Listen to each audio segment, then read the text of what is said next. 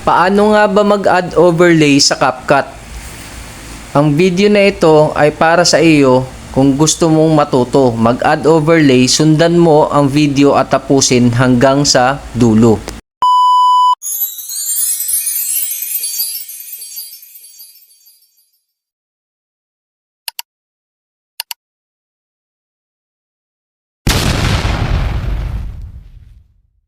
Open natin ang CapCut application. Pagkatapos ay tap New Project.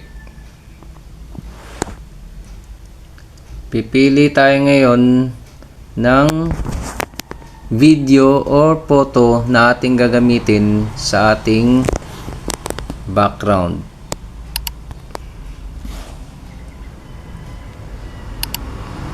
Pag nakapili na tayo ng isa o dalawa o higit pa, itap natin ang add. Ngayon, pumili ako ng isa para sa ating gagawing example.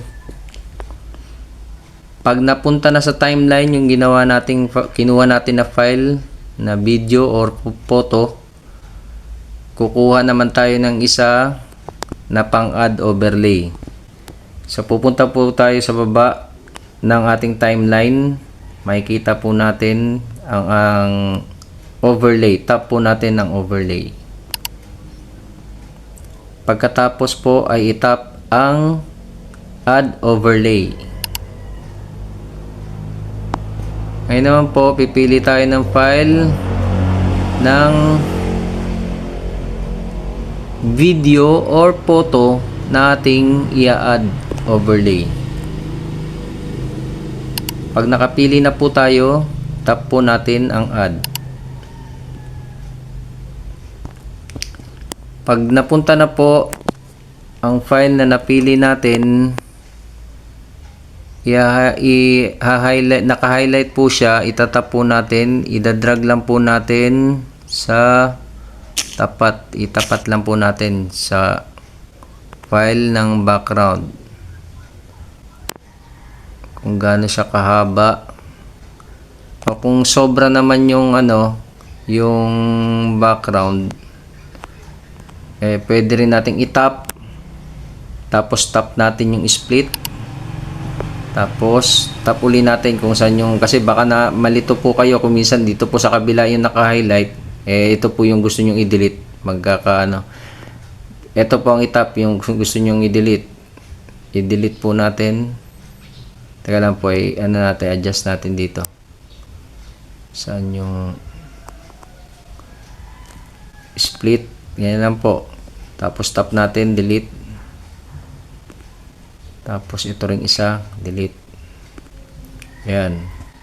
Susunod na po natin gagawin. Pantay na po sila. Sumobra dito. Ayan. Ngayon, medyo rin yung file, sobra rin, split lang natin, naka-highlight na siya, delete. Ngayon po, ang file na i-overlay, ayusin natin ang size, kaya punta po tayo sa crop. Sa baba ng timeline, tap natin yung crop. Ayusin natin gamitin ng dalawang daliri para makuha natin yung tamang sukat o size na para ilagay sa overlay. Masyado lumit. Ayan, i-adjust lang natin yung picture. Pag na-i-adjust, tap po natin ang check. Ayan. Tapos, itap po natin yung video or photo at i-drag natin kung saan po natin gustong ilagay.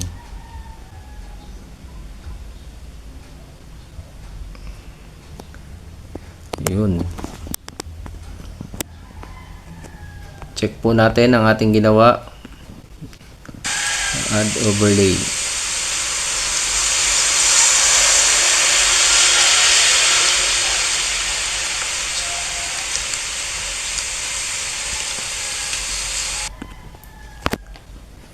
Huwag po natin laging kalimutan na i-tap yung sa end ng ginawa na video para hindi lumabas sa dulo yung icon ng CapCut. Delete po natin. Ayan po, tapos na po ang pag-add overlay. Kung nagustuhan nyo po at meron kayong nakatulong sa inyo ang video na ito, ay subscribe at follow para sa susunod na mga video ay updated kayo.